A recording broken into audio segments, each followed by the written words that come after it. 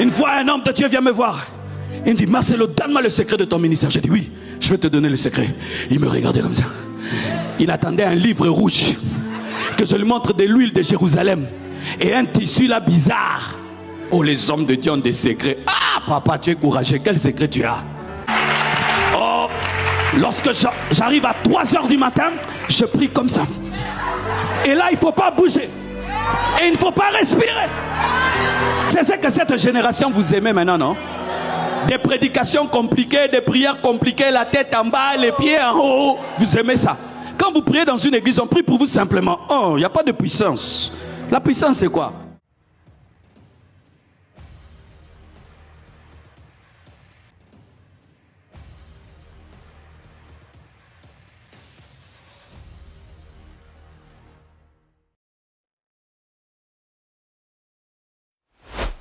C'est dans une réunion évangélique renommée Pâques 2024, qui est tenue en Côte d'Ivoire dans l'église Vase d'honneur chez le pasteur Mohamed Sanogo, que le pasteur Marcelo a réveillé l'intention des fidèles sur cette révélation. Pour l'affermissement de la foi chrétienne, tout chrétien doit suivre cette révélation. Le ministère de ce pasteur a été simplement admiré par un homme de Dieu. Il aurait pu l'offrir un livre rouge rempli des secrets pour avoir un grand ministère. Salut et bienvenue dans cette nouvelle vidéo. Si c'est votre première fois de découvrir cette chaîne, n'hésitez pas de vous abonner et d'activer la cloche de notification pour rester connecté à la plateforme. Aucun livre sacré, aucune somme d'argent, de génie ou de culture ne peuvent amener à convaincre Dieu en ce qui concerne la puissance du ministère. La sainteté et la consécration fortifient l'âme, enflamment le chrétien de l'amour même de Dieu, le remplit du désir de connaître plus de foi, de prière, de zèle, de l'obéissance à la parole de Dieu. C'est là le secret de la puissance. Dans le livre des Actes des Apôtres, au chapitre 8, au verset 18 à 20, lorsque Simon vit que le Saint-Esprit était donné par l'imposition des mains des apôtres, il leur offrit de l'argent en disant « Accordez-moi aussi ce pouvoir, afin que celui à qui j'imposerai les mains reçoive le Saint-Esprit. » Mais Pierre lui dit, « Que ton argent périsse avec toi, puisque tu as cru que le don de Dieu s'acquérait à prix d'argent. » Aujourd'hui, tout le monde veut devenir puissant dans leur ministère, en cherchant de partout les moyens comment impacter le monde. Ils sont prêts à payer les prix à somme d'argent pour acquérir certains pouvoirs, pour influencer leur ministère. Ce qui reste absurde et à l'opposition à la volonté de Dieu dans la lumière des Écritures. En effet, ce qui justifie ces genres de pratiques est que les gens veulent avoir leur propre gloire, au détriment de la gloire de Dieu. Le pasteur Marcelo raconte qu'il était face à un homme de Dieu qui désirait avoir les secrets d'un ministère puissant, alors qu'il était surpris de la réponse donnée par cet humble serviteur de Dieu. Ce que vous allez suivre dans cette vidéo, vous êtes chrétien, un serviteur de Dieu. Votre ministère n'aura aucun impact si au préalable, vous aviez aucune connaissance dans sa parole. Tout le grand et puissant serviteur de Dieu que vous connaissez aujourd'hui n'ont rien donné au prix d'une somme d'argent, si ce n'est le prix à payer dans les jeûnes et prières pour la sanctification. Dieu désire que nous ayons des ministères puissants pour sa seule gloire, et cela dépend de notre niveau de consécration, car il n'existe aucun secret magique ou une portion quelconque pour réussir son ministère. Suivez cette séquence de vidéos et retrouvons-nous juste bientôt pour la suite du contenu. Une fois, un homme de Dieu vient me voir. Il me dit, Marcelo, donne-moi le secret de ton ministère. J'ai dit, oui, je vais te donner le secret. Il me regardait comme ça.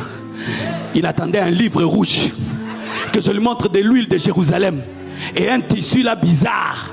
J'ai dit, non, c'est la foi et la direction du Saint-Esprit. Il a dit, ah, vraiment, seulement ça, seulement ça, seulement ça. Je n'ai pas un grand secret. J'ai pas un grand secret. Oh, les hommes de Dieu ont des secrets. Ah, papa, tu es courageux. Quel secret tu as?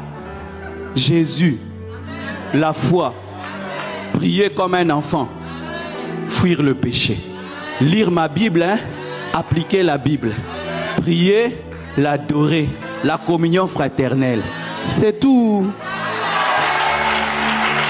Oh, lorsque j'arrive à 3h du matin, je prie comme ça. Et là, il ne faut pas bouger. Et il ne faut pas respirer.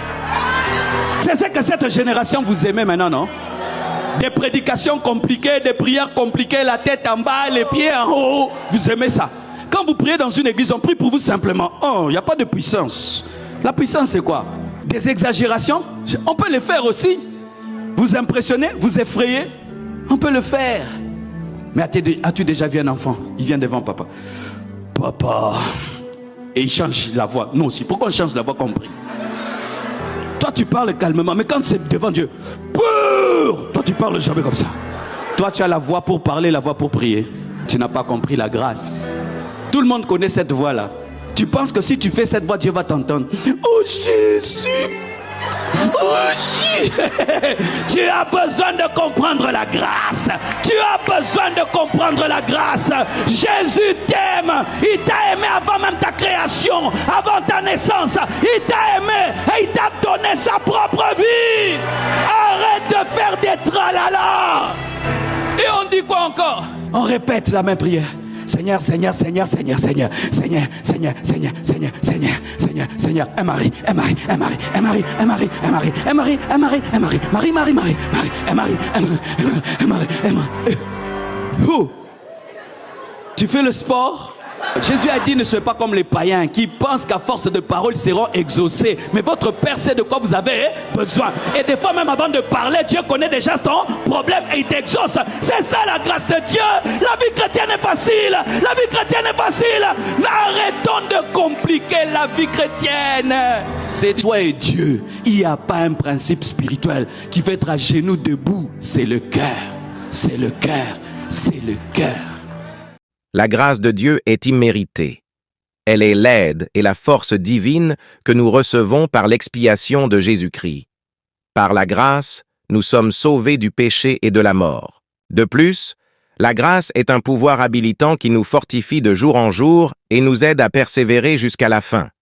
Nous n'avons aucun pouvoir pour en acquérir au prix de nos efforts. Dans le livre d'Éphésiens, il est écrit « Car c'est par la grâce que vous êtes sauvés, par le moyen de la foi. » Et cela ne vient pas de vous, c'est le don de Dieu. Merci infiniment pour votre attention.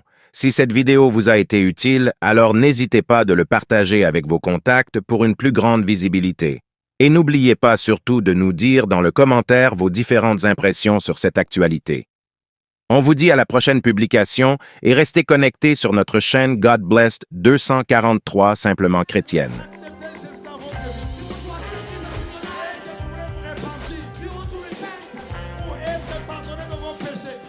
C'est pourquoi, mes amis, vous ne pouvez pas croire dans un prophète qui vient, qui dit que lui, il est le chemin.